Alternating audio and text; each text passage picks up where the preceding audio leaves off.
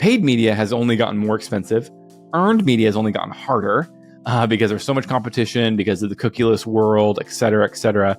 And then owned media has gotten a lot of popularity. And the idea of owned media is that you get people to ultimately subscribe to your content. You make it so good. It's a very editorial mindset versus a content marketing mindset where, so a bunch of people have done this, a bunch of B2B companies have done this. But the HubSpot bought The Hustle, which is like a newsletter / magazine / podcast media company.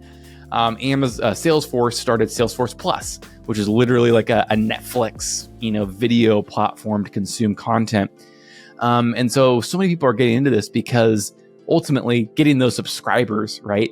Instead of just thinking about content in the sense of just getting leads, which don't make me go on a tangent about just focusing on leads. Alrighty, let's jump right in. So we got a packed full agenda here today. Really looking forward to spending the next hour with you folks.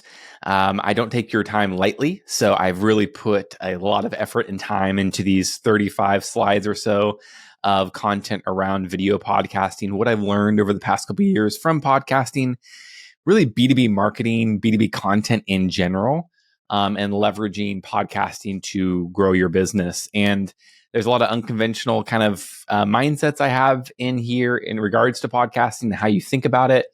And really content in general. And I think in general, if I can give you any piece of advice, if you were to take away from today, is that creating content, actually, you've probably seen Alex Hormozi on YouTube. He's the acquisition.com guy, former gym launch guy. I was actually just watching a video from him earlier today about the give to ask ratio.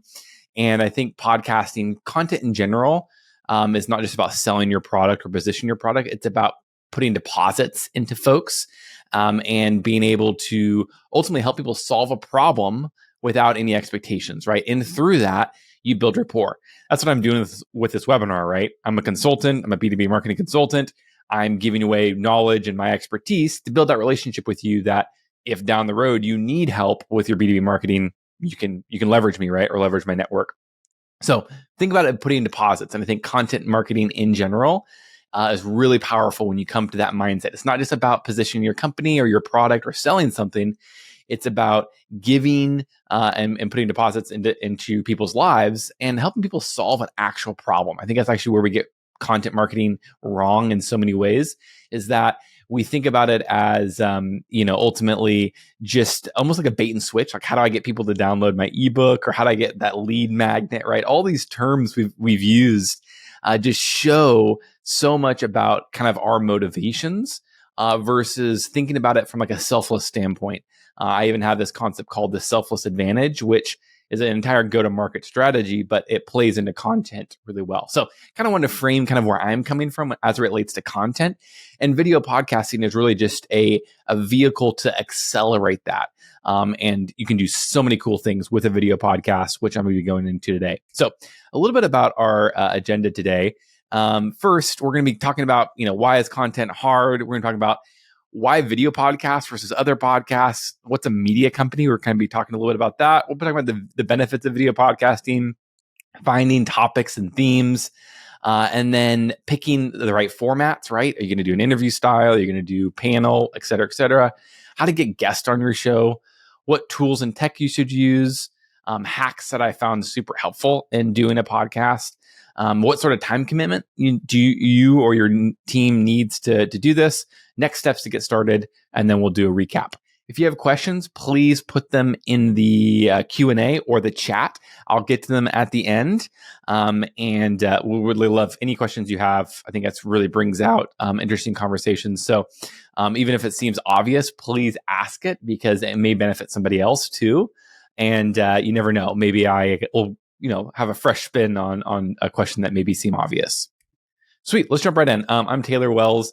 I run GTM.news. It's a media company and also a video podcast. So you can go check it out. Anyone that's watching this or subscribed to this workshop will be getting, will be on our newsletter. So you'll get the shows that come out in the future. And I'm also a consultant, like I mentioned as well, and I do B2B marketing and been a B2B marketer for over 15 years, in-house marketer primarily, and startups and venture backs. So I kind of seen the whole gamut, and then ultimately, I love to do the GTM news because it's just a broad spectrum of content education around go-to-market, B2B go-to-market. We talk about content, but we talk about a bunch of other things too, and how they all kind of play together. None of these things live in silos, right? Everything, or they shouldn't at least, if you want to gain efficiency. And that's where that all plays into it. Cool. Let's talk about why is content hard. So you're struggling to create content, right? And I still struggle to create content. Like it's hard. And I even have, people on my team, and I have lots of resources, and I've been doing this for a long time, and I've created, a lot of content over the years, and it's still hard. And the reason why that is because first, there's a ton of competition out there. Number one, right? We're all, working to earn the attention of folks, and then the algorithms are playing against us, and et cetera, et cetera. And so it's hard to create content, and that's why this is where video podcasting can help. Because what's interesting is a lot of people think about podcasting from the element of get people to listen to your podcast and subscribe and build up an audience. Those things are all true. But actually, one of the most powerful things I found in podcasting is that it helps you create content at scale. It helps you be able to take that long form piece of content and then cut it up into a bunch of different bits. And so also, it helps you leverage other people's expertise too. You can bring on guests, you can bring on partners, you can bring other people into your organization. So instead of you just creating all the content, right? Like what I do for GTM News is I bring on experts and I talk to them and I pick their brains. So I don't have to do all the talking, right? I don't do all the content creation. It also helps me create and verbally process, right? I just recorded a couple episodes yesterday, and it's amazing the things I learn, and I'm able to verbally process ideas. I'm like, oh, I'm going to write that down. I'm going to follow up. I'm going to create more content around that, or maybe do another episode on that. So just this amazing way. It's almost like even talking about it right now, it's like a verbal processing way to verbally process ideas for you to create content. But then you're also able to leverage everyone else's ideas to then create content for your audience and ultimately serve. And especially if you're somebody that's maybe not a subject matter expert. That's something we use in the marketing world, or you have like a unique point of view, right? You're struggling to be like, hey, how is my content different from everyone else's? That's where you can leverage other people's subject matter expertise, right? You can leverage other people's point of view. Because, if you're early on in your career, or you're just struggling to figure out, your voice, right? When it comes to content creation, it's a great opportunity just to leverage other people's and then build up that audience from there. So once again, content creation is hard in general, right? Like let's leave that as a level set. Even with AI, even with all the tools we have, there's just so much content out there. And so it's hard to be competitive. So think about content from a repurposing standpoint. So this is where video podcasting can really come in and help you think about content from a different perspective. And so what I mean by this is ultimately think about it from taking your podcast and repurposing it into a bunch of different formats. And this is actually just good content repurposing advice in general. What I see so much is that people will do a webinar, right? Or they'll create a blog post or an ebook or whatever they'll do, and they just do that once, and then they move on to the next subject, right, or the next idea, and it's a total waste. And what I've continued to push myself is like, for this webinar, right? How do I take what I'm doing here with this workshop and then repurpose it? So I'll tell you what I'm going to do with this webinar, right? I'm going to turn it into an episode for GTM News. I'm going to cut it up into a bunch of snippets for my social media. I'm going to turn it into a blog post, may turn it into an ebook. Actually, this deck that I put together is a carousel PDF that I put on LinkedIn. That's just like, hey, here's how you do, and literally almost all of this content on here is from a piece of content I created for LinkedIn. I then had some folks repurpose it into a presentation, right? Repurpose the format, added a couple things, intros, outros, changed things up here or there, but super, quickly was able to convert a carousel image PDF that I created into this presentation that won't have to reinvent the wheel, right? And so now it hits both places. Now I have something for LinkedIn, PDF carousel image that people can just consume that way. I have the webinar that I'm doing right now where people are coming on live and had almost 100 people register for opting into it. And then now I'm going to produce it for a episode for the GTM.news show, blog post, and then cut up all these little snippets into social media posts as well. So that way I don't have to do a bunch of recording and whatnot. So think about your content in general. And that's where video podcasting, because it's so dynamic, right? You're doing interviews, you're doing all sorts of things, especially when you get on a schedule, you're just going to create a ton of content. And it's amazing. I see people now using this content for ads and all sorts of crazy stuff. BlackRock, right? I think they now have like $1 trillion in assets, one of the largest asset managers in the world. I posted on this on LinkedIn the other day. They run an ad of their podcast. So they're highlighting, the CEO of, Citrix or something like that, right? Somebody famous, or at least somebody well-known in the tech world. They're running a clip of that person talking about, financial services or financial news or whatever. And they're running it as an ad on LinkedIn. And then you can subscribe to their podcast, or you can check out their website or check out the reports or whatever as kind of the call to action. So it's pretty amazing, just the possibilities of not just for organic repurposing, but also for ads too, where you're able to take, all these little snippets and then what is called a 0-click content. And this is something I don't actually have a slide on, which I should, is 0-click content. Highly recommend looking it up. Rand Fishkin from SparkTuro popularized this idea of creating content that is for the platform that the person's that's consuming on. In the B2B world, we have messed this up so bad, where 90% of the content I see from B2B organizations is a blog post, a link to their blog post, a link to go register to their webinar outside of LinkedIn or whatever platform you're on. And what this is algorithms don't want that, right? LinkedIn, any social media platform, whatever, wants the people to stay on platform. So the minute you post a link, you're going to diminish your reach. And so 0-click content is the idea of you're not clicking, right? You're not clicking out of the platform. You're consuming the content in the platform. So that's also another kind of like piece of advice when it comes to content creation. Create content for the platform, not to direct them to your website or whatever. And inbound marketing, unfortunately, has almost ruined us with this idea of, some people to your blog, some people to your ebook, some people to your website.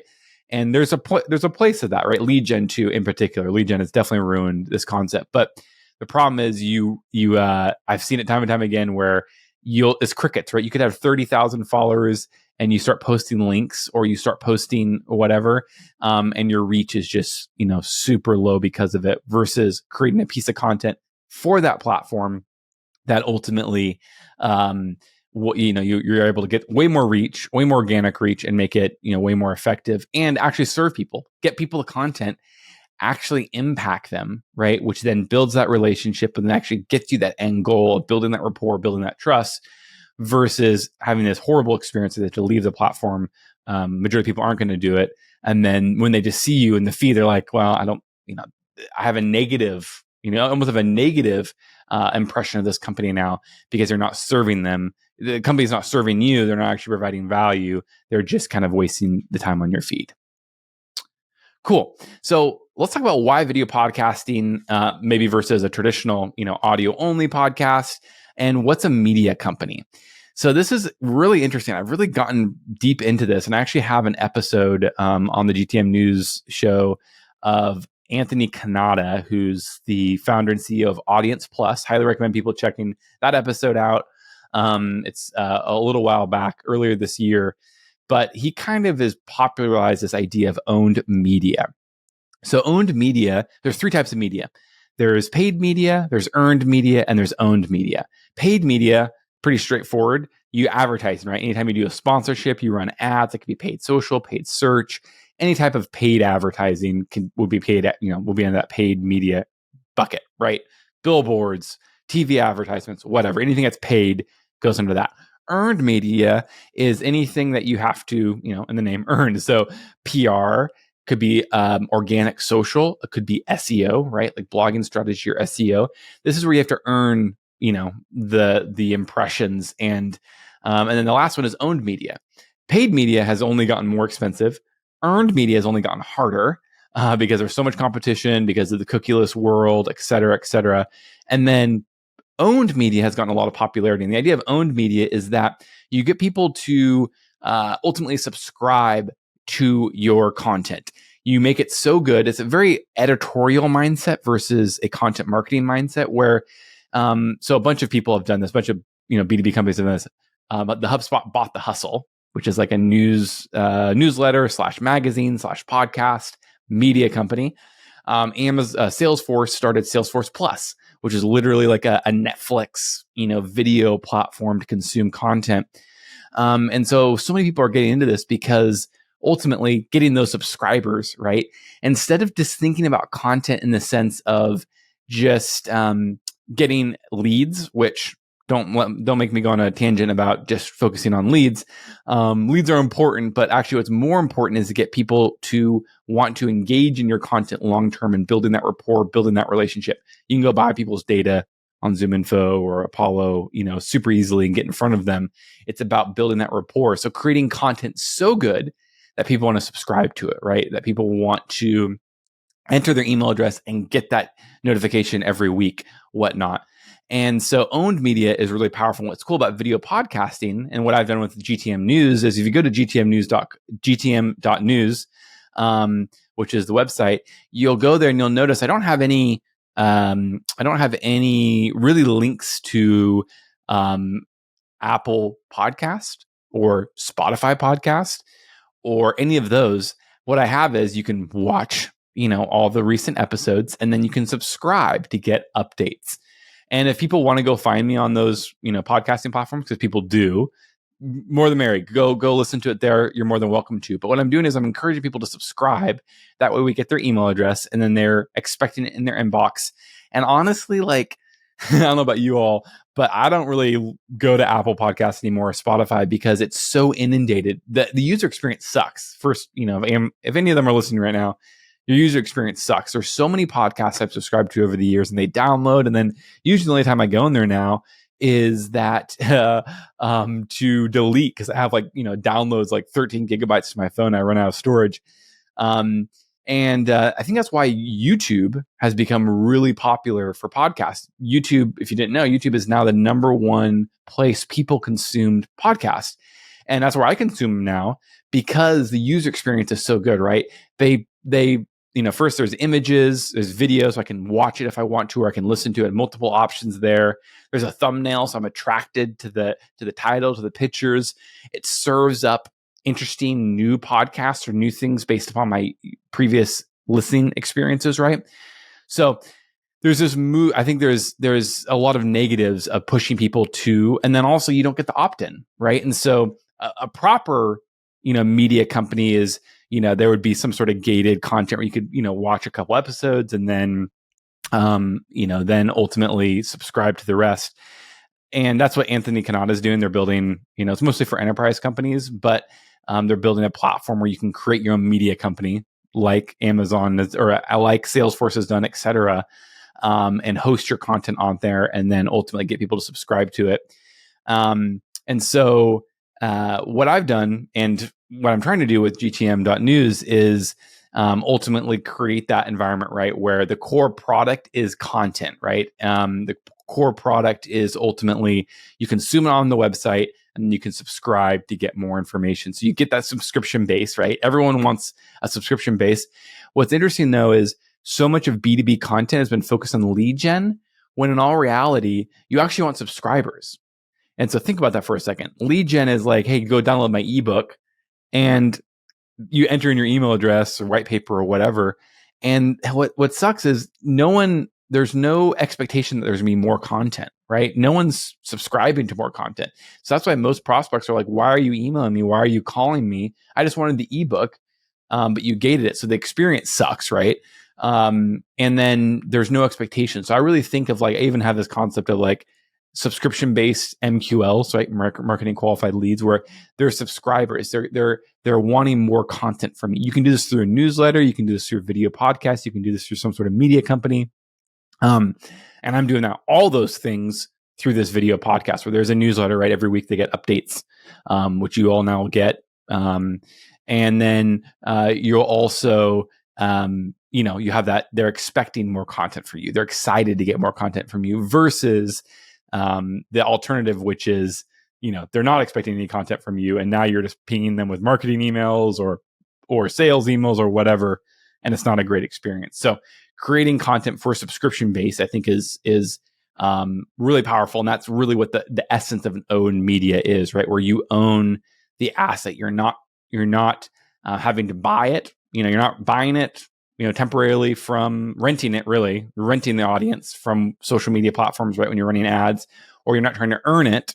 Like I mentioned earlier, you are ultimately, you own it, right? You own all the data, you own the email addresses, and now you can nurture those folks, build that relationship over time, and then when they're ready to buy from you, or they're interested in you solving more problems, right? This is the essence of what I was talking about earlier. You're the first person, you're the obvious choice in their mind, because it's like, oh man, over the past couple months, I've been enjoying your podcast or whatever, and now let's talk. I'd love to learn more about what you can do. Cool. We talked a little bit more about owned media.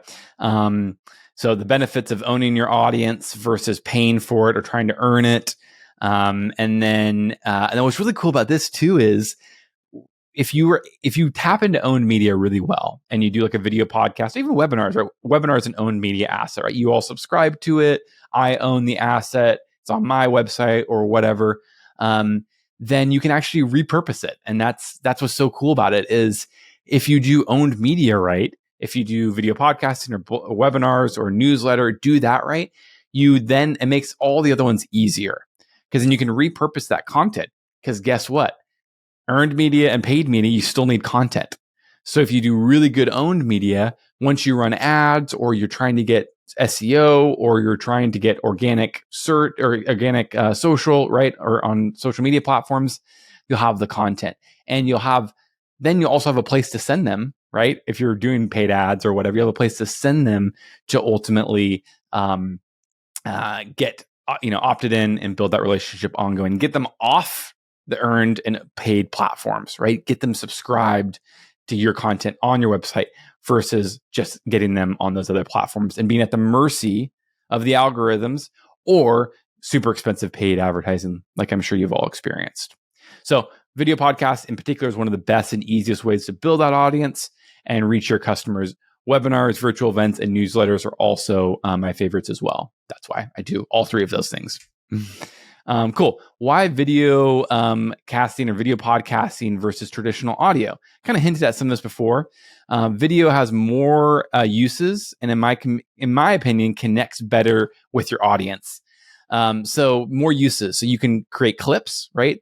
With video, you can go to just audio clips. You can do video clips. You can do text, right? Take the transcription, turn it into blog posts, turn it into social media posts. So it's just a lot more versatile. You can do a lot more with it when you're looking to repurpose it. Also, 58% of podcast listeners prefer video content. So over 60% of them, if you're doing a podcast, they prefer video over audio only. So, and then you're ultimately able to repurpose a million times and distribute forever. Number two, I mentioned this earlier, YouTube is the number one podcasting platform. You'll notice on my website, GTM.news, that all the videos are on YouTube. So it gets subscribers there, it gets reach there, and all that fun stuff. So there's a lot of benefits to tapping into that ecosystem. Number three, video podcast can be a long form piece of content to repurpose a million times forever. So a little redundant there from the first point, but I can't say it enough. The opportunity is much more versatile versus just audio only. Cool. The benefits. These are some of the benefits. I'm going to rush through here because I know we still got a lot more to get through. Here's some of the benefits I've experienced from just doing video podcasts. So I've done podcasting for multiple companies I've worked at, and clients I've worked for. This is just my experience over the last 120 days. So I've been doing it for 4 months now, and this GTM News show, maybe 30 or 35 episodes. And I've gotten over 150,000 organic impressions for free, right? Just from repurposing my podcast. 100 plus pieces of micro content that I post regularly and can use in ads. I've built an email list of hundreds of subscribers. I've had multiple new business opportunities. People say, hey, I saw your show, or I really thought that point that person was making was really interesting. Once again, providing value, putting deposits in people's lives, giving them something without any expectation, and then it comes back tenfold, ultimately in benefits. Networking. Oh my gosh, I can't say this one enough. I've met so many cool people as guests on my podcast, learned new, just networking, right? Getting introductions to people, building my network. I'm very strategic about the people I bring on, not only to create great content, but people I want to meet, right? Or people that I admire, or people that that I followed for a long time and I've wanted to meet. So the networking is just phenomenal, building up your community. I've learned so much from my podcast. It's my own personal development program, right? I'm constantly exploring ideas in the GTM world, the B2B go-to-market world. And so I'm like, I want to learn more about, yesterday I had somebody on we're talking about AI and sales tools, right? How can sales reps, how can outbound, how can all these things use AI and current sales tool? The day before that, I was talking about product-led growth. I had somebody on about content the other day. All these ideas that I want to explore more, and I bring on subject matters, I bring on practitioners, not only to create good content for my audience, but I'm personally really interested in it, right? And I want to grow in it. So I've learned so much. And once again, like I talked about earlier, it's that verbal processing where you're able to come up with new ideas and tap into new ideas. And then tap into your guest audience. This is probably one of the most understated benefits. But whenever I have a guest on, they're going to repost the episode to their audience. They're going to send it to their email list. They may even take the recording and put it on their podcast, right? So it's amazing just the reach you get, the extended reach that you're tapping into all these other people's networks, because they're going to help promote it, right? And so I always look for people that maybe are a little bit ahead of me, right? That have more followers on LinkedIn or have more of a brand awareness. And it's really cool because they help you ultimately get more reach and free traffic, right? Ask your prospects or potential customers to come on the show and start a relationship. So this is one of the kind of the coolest tactics I've used is you can invite, a prospect, somebody that, maybe has never done business with, but you want to do business with. And I don't do this so much with GTM News, but I've done this with other podcasts where you just invite your prospects on, right? If they're a subject matter expert, if they have something valuable to share, invite them on. You start building that relationship. It's instead of like asking for a demo, right? You're asking them to come on your show. Way more flattering, way more likelihood they're going to say yes. And then you can also ask your customers to come on. That can create amazing social proof, amazing customer advocacy, right? Where if your customers come on, they can, I'm sure somewhere in the conversation you're going to talk about them using your product, right? If it's relevant to the subject. Awesome opportunity to tap into those two things. So let's talk about some of the harder things about, setting up a podcast, video podcasts, and we're going to get into some nitty gritty of things to do, what not to do. So a theme. So common question I've heard is, Taylor, aren't there millions of podcasts out there? How do I stand out? And it's true, but what I would argue is you don't have to necessarily have the most unique topic in the world. If you do, as a marketer, I highly recommend, finding a differentiated topic. GTM News, I try to find a topic that no one else is really doing. GTM is a newer topic. There's not a whole lot of podcasts on or shows on GTM as a whole. And so it was something I was also interested to, right? So I tried to find something unique. But ultimately you don't have to, because once again, your goal isn't necessarily to have the number one podcast, right? That'd be great if you do, but your goal is to create content, to build up that audience, and then have content you can repurpose forever, right? So there's a lot of other incidental benefits outside of being like the most popular podcast, right? So finding a topic or a theme that no one else is doing is hard, as there's millions of podcasts. I'd encourage finding a topic you enjoy discussing, benefits your prospects and customers, and if no one else is doing it, that's a plus. So I think the two criteria I have on the very beginning is, number one, you enjoy doing it, right? Either if you're going to be the host, you have to enjoy doing it. It has to be something you enjoy, something you're interested in. Whoever is hosting or producing this needs to have that desire to talk about these things, right? If not, it's going to be probably pretty boring. You're not going to have that enthusiasm or creativity or unique perspective on the topic. And in conjunction with that, it benefits your prospects and customers, right? The content needs to serve them. It needs to help them solve a problem that maybe has nothing to do with your product, right? Or has a second or third degree related to your product, right? Maybe part of the content relates to your product, but maybe a second or third degree away from your product. But once again, it serves your customer and your prospects, and you're passionate about it. Those are the kind of the true criteria I have for doing a podcast.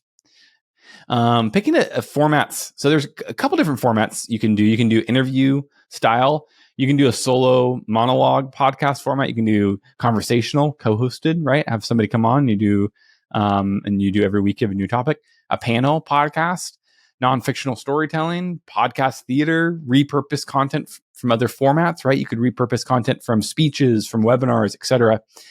What I recommend is starting with an interview style podcast, because this is where all the benefits I mentioned earlier that I've tapped into, the networking, tapping into other people's expertise, tapping into other people's networks, tapping into their audiences, you'll get from that, bringing your prospects or customers on, all those benefits.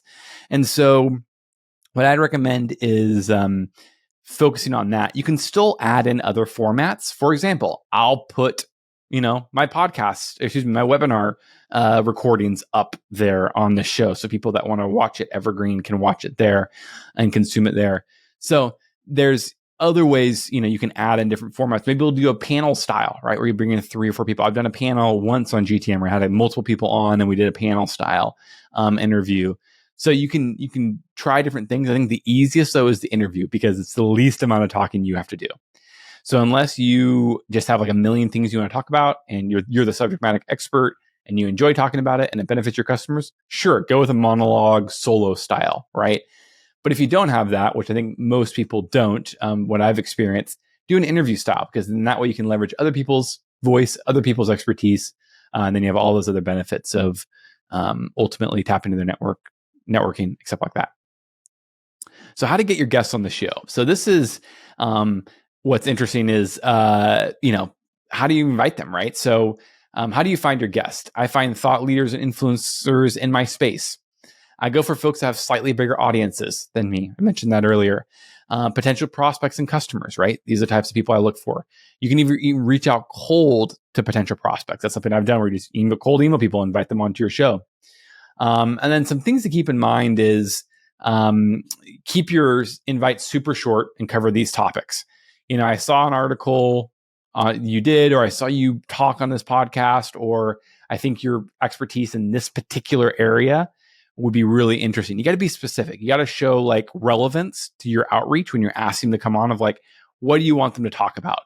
What is maybe a specific idea, right? Like, when I reach out to my guests, I'm like, there's a specific, like, I want you to come talk about content. I want you to come talk about AI. I want you to come talk about whatever.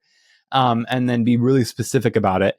That way they're like, okay, they've done some research. They know I can talk about that. And then also it gives them just clarity that there's no surprises, right? Like, you're just being very direct. What I do too to handle objections is I only do the recordings for the entire thing is 30 minutes long. So I say 5 minutes, we're going to do a prep at the beginning, right? We're going to go through the agenda, the topics, just make sure we're on the same page. And then 25 minutes for the conversation. You want to respect their time, especially if you're going for people that have bigger audiences and they're busy. I want to respect their time. If you want to do a longer form webinar or a podcast, right? Like an hour or 2 hours or whatever, that's a little bit of a different strategy. For B2B companies, I recommend having the short, like 30-minute episodes. If you get more established and you're having people want, so many guests to come on the show, maybe expand it. But to start out with, especially if you're just building, an audience and you're just building it out, like what I've had to do is I just go for the 30 minutes. That way it's like, and then also don't ask for a prep meeting. And this can be kind of crazy if you think about it. There's like, oh, no prep meeting. Like, what about technical? What about whatever?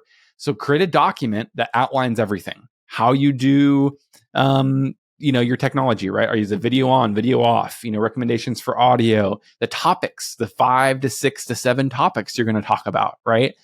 It's probably all you're going to get through in 25 minutes, right? You're not going to have a ton of time to get through it all. So those topics, right? Get those all written out.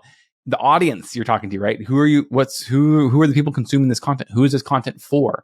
So I have a document that outlines all these things, 1 or 2 pages long. It doesn't have to be crazy, but the topics you're going to talk about, the audience it's for, and then where's it going to be recorded, right? And then just those things. Send that document in advance, like a week before the recording, and tell them. So what I do is, here's my steps for getting people on. I reach out to the person, ask them to come on. Being like, hey, I'd love you to come talk about this. Here's my show. Are you interested? It's 30 minutes max, no prep call needed. And that's it, right? And they're like, does that sound fun? I literally end that. Does that sound fun to you? And 9 times out of 10, people are like, yes, that sounds fun. Let's do it. And so from there, I send them a scheduling link to schedule the podcast. I say, hey, they'll usually be like, hey, yes, shoot me an email. We can coordinate a time. So they'll give me their email address. I'll send them an email. If I don't already have it, send them an email and say, hey, schedule time on this calendar.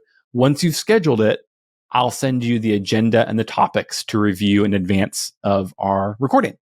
So super simple, super straightforward. Don't overcomplicate it.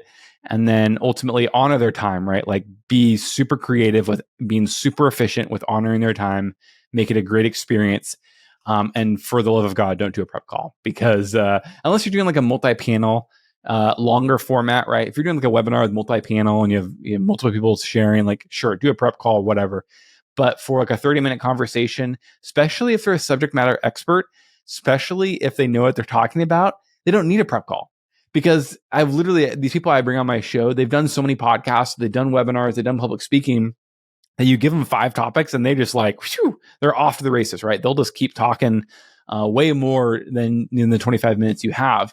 So they don't need it, and you don't need it either. So skip the prep call, jump straight to the, have them record it, send out the notes in advance, and then use that 5 minutes at the beginning of that 30 minutes you scheduled with them to go over the technical, make sure everything sounds good, and then also go over the topics, right? Anything you like to clarify, anything you don't want to talk about, et cetera, et cetera. Okay, let's get into the tools and tech. So I've played around with a bunch of different podcasting stuff, and here are the things I've used. I spend about like $75 a month to do all this, and I'll go through it. So HubSpot I use for a lot of things, but they have a free meeting tools, right? So they can schedule time on your calendar. Google Docs for the instructions, right? Like we talked about earlier, like in a document with the instructions on how the podcast is going to go. Riverside FM. So Riverside FM is awesome. They're only getting better. And you can create clips from, like, after you get done recording, you can create clips in Riverside to distribute on social media. They just came out with a new tool on Monday called Magic AI, which pulls out different scenes that you can then repurpose. Super cool tool. Makes it great. Makes it super easy. And highly recommend it for recording and then for also creating clips. Pod Page, this is the one I found. I like it. It's super simple. There's so many podcast websites out there. I didn't try them all out. The ones I did try, this one was the easiest and made the most sense, and can create that media company vibe that I'm going for, right? It's not a podcast. It's really a media company and a show, not just, another podcast, right? Kind of differentiating. So they did a great job with that and really like their tool. Adobe Express or Canva for creating thumbnails for YouTube, right? So if you're going to post it on YouTube, you need a thumbnail. And then also the thumbnail helps, which is basically an image, right, of your profiles or whatever. I really like Adobe Express. I think they have an awesome, the reason why I like Adobe Express the best is because they have this awesome background remover.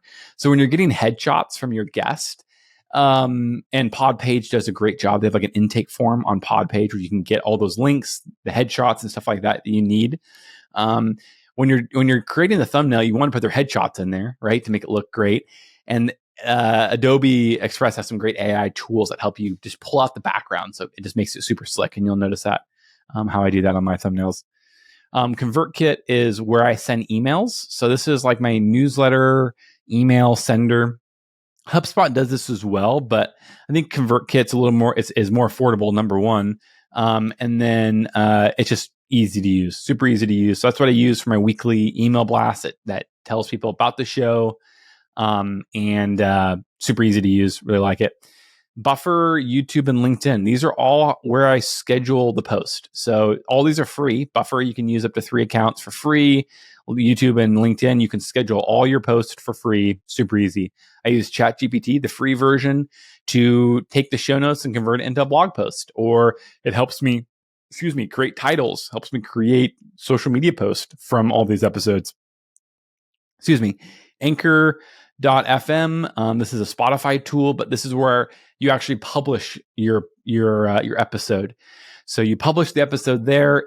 It automatically populates on Podpage, your website, and then it also gets distributed to all the different podcasting platforms. So once again, I'm not anti-podcasting platforms. I just encourage people to subscribe because it's the best it's the best user experience where they get that reoccurring notification by email.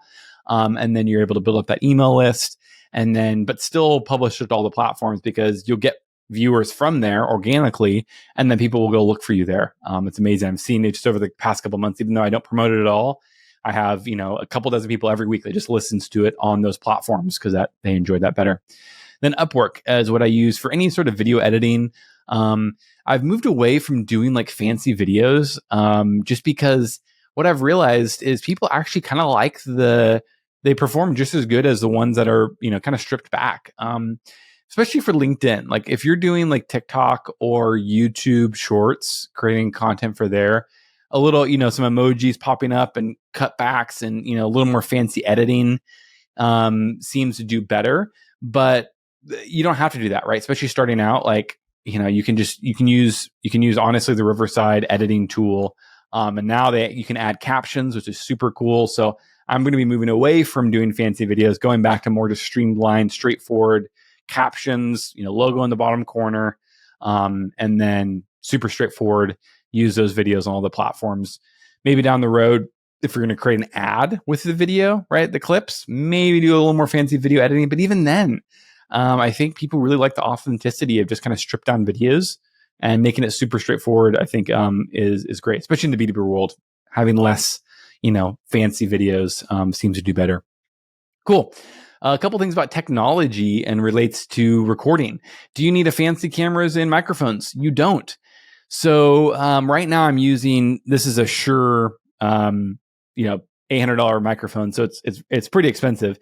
I didn't start with that though. I started actually with the Apple, these little Apple plug-in headphones. And actually I got the inspiration from Gary Vaynerchuk, who's, a marketer and thought leader. And I saw him using on his videos all, these microphones, these headphones.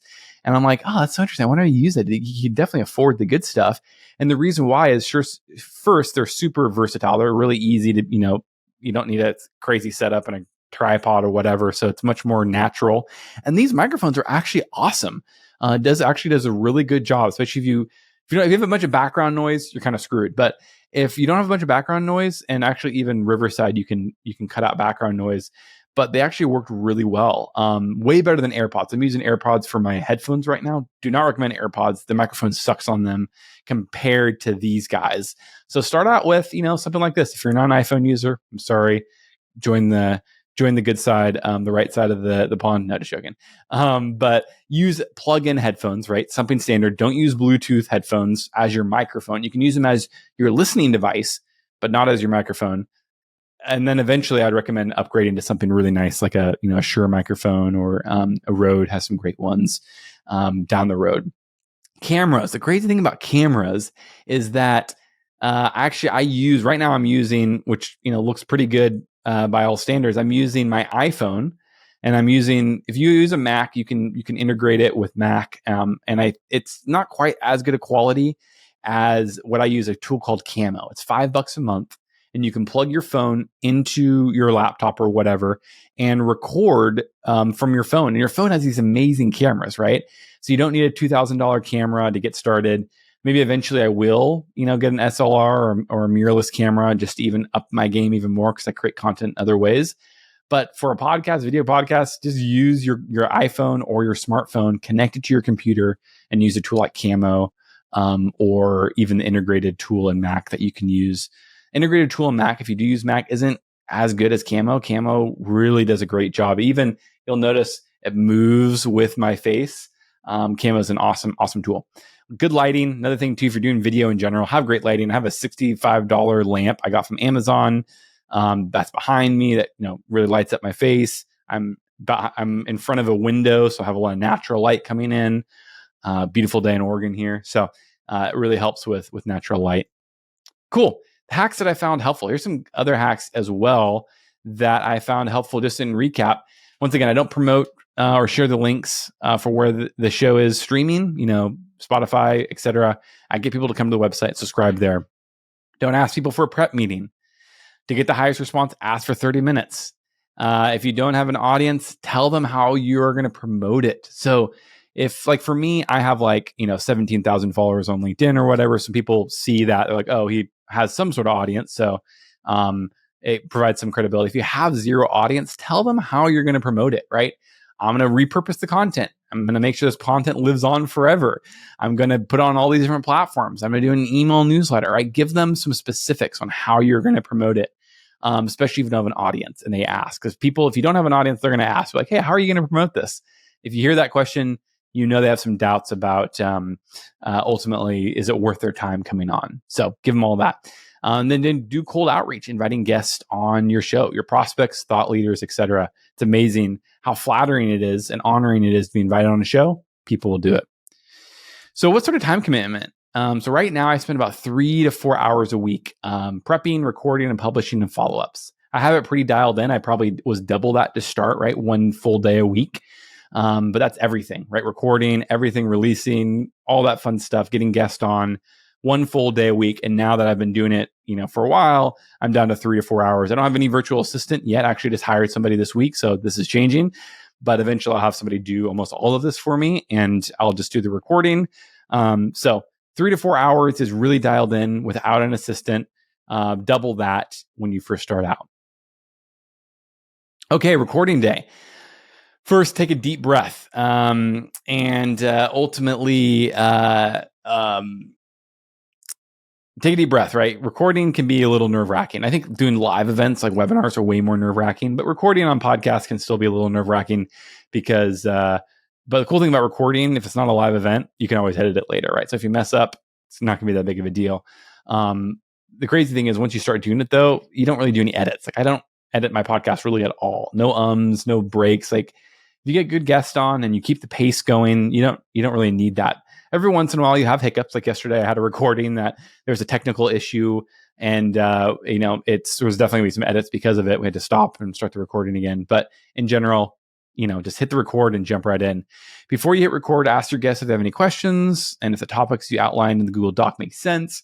Check out the audio and video quality to make sure everything looks good. Make sure it's quiet around you, right? Because there's a lot of background noise. Sometimes I've had to reschedule recordings because they were paving our neighborhood. This happened a couple months ago, and so I had to reschedule. That's okay. People get it. Not a big deal.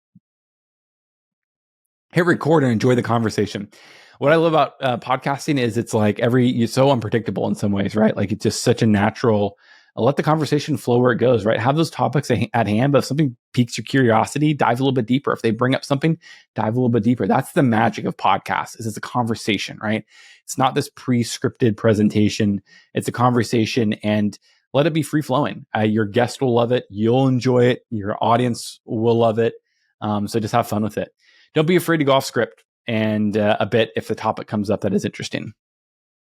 Cool. Phew. What's next? The hardest part's done, right? You recorded it. What should you do from there? Congrats on getting your first episode done. So create your full episode recording in Riverside.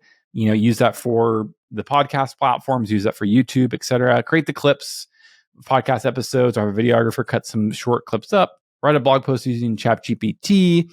Write a handful of social media posts, and then use free scheduling tools to schedule everything. And then that's it. Then you're on to your next episode. Awesome. So what's your next steps to get started? So first, what I recommend is come up with a name and description of your show, right? What's your name? What's something that's super specific, super interesting that's related to your show? Come up with a description. Come up with a paragraph long, If you go to our GTM.news, you'll notice on the About page, I have like this whole story of why we started GTM News. And so you can go that extent, or you can just go with a paragraph long, right? Of like, what's the why behind this? Why did you start the show? And what are people going to get out of it? If you hit those two things, you'll do great. Create a logo. You want to have some sort of banner, right, of your podcast, right?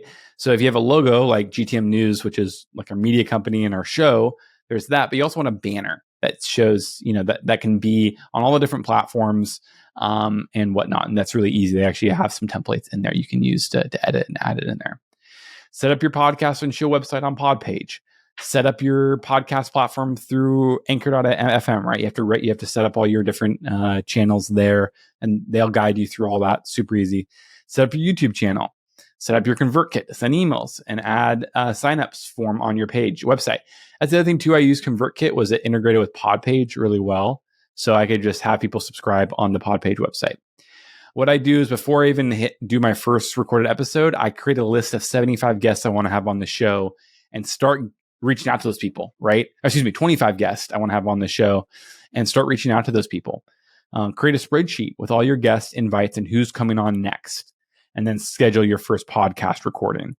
So, it's interesting. I don't know if I got lucky or because I have an audience already or because of my process, but I don't reach out to a ton of people to come on the show. Like every month or so, I might reach out to a handful of people, right? 5, 6, 7 people. And out of those, majority of them say yes. And especially since I have it's going, right? And there's episodes out there and we have some traction. So you don't need to invite tons of people to come on the show, but definitely get that list of 25 people and invite those to get started, and then schedule your first podcast recording. And I'd recommend having 4 episodes recorded so you have enough content if a guest gets rescheduled.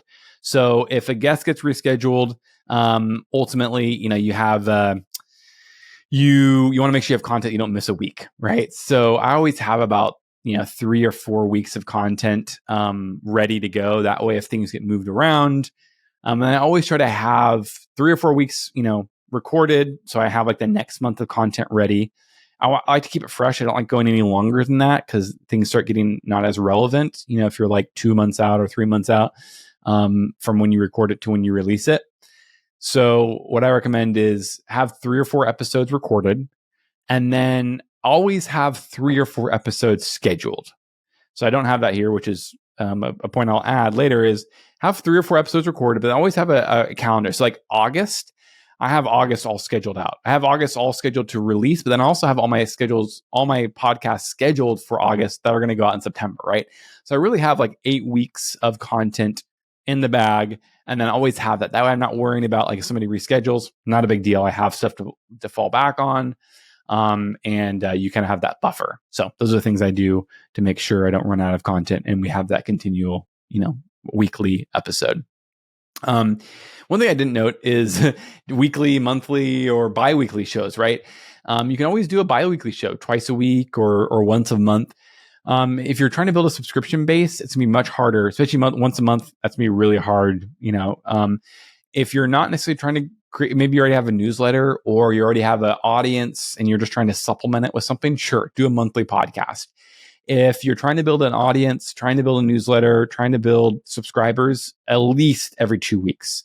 If not, then those emails are people just not going to be as fresh. They're not going to be, you're not going to get the traction from what I've seen. And then weekly is definitely kind of the gold standard to make sure and you get that content out there and build that audience. Cool. A couple of recaps. Please submit any questions you have. Love to hear them. We have a couple more minutes left. And if you have any questions, put them in the chat. If not, here's a couple of recaps here, right? So podcasting can be an excellent long form piece of content, right? It's longer form to repurpose 1 million times and distribute forever. That's probably the biggest, most powerful thing you can do out of it. Even if you don't build an audience out of it, even if you don't, get a whole lot of traction with listeners, you can at least, it's an amazing exercise to create content. So if you're struggling creating content for your company, for your own personal brand, whatever, a podcast is awesome. Much easier than any other way I've found to create content, especially since you can get guests on, right? You don't have to create all the content yourself. Don't ask guests for a prep call. right? Just go straight to it. You don't need crazy tech to get started. Like I mentioned, $75 a month, a couple tools, and you're good to go. Use cold email on LinkedIn to reach out to thought leaders and experts. You can treat this like a media company and build a subscription instead of sending folks to Spotify and Apple Podcasts. That's how I'm bullish about this media company concept, and I think it's really the most efficient way to grow as a B2B company. And so I'm continuing to push like building up that audience, building up my own list of subscribers, not just people that opted into content, not just people that downloaded an ebook, not just a lead magnet, right? But a subscribership. And that is like completely different. That is what a media company really is good at. Think about all the newspapers out there, any content you subscribe to. It's all about getting that subscriber so they can get that reoccurring readership. You can interview prospects, customers, influencers, and strategic partners in your space. Just make sure they have something worthwhile to share and that your ideal audience would benefit from it. So awesome. Thanks everyone for taking the time. It looks like we don't have any questions, so we'll wrap this right up. If you do have any questions, feel free to reach out. I'll be sending out this recording and this deck after later today. If you want to share it with your team or if you want to review any of it, once again, check out GTM.news. You'll be subscribed to that for future events that I do. We do a monthly event like this, and then we also do obviously our weekly show that you'll be subscribed to. So stay tuned. Thanks everyone for attending. Really appreciate your attention and take care.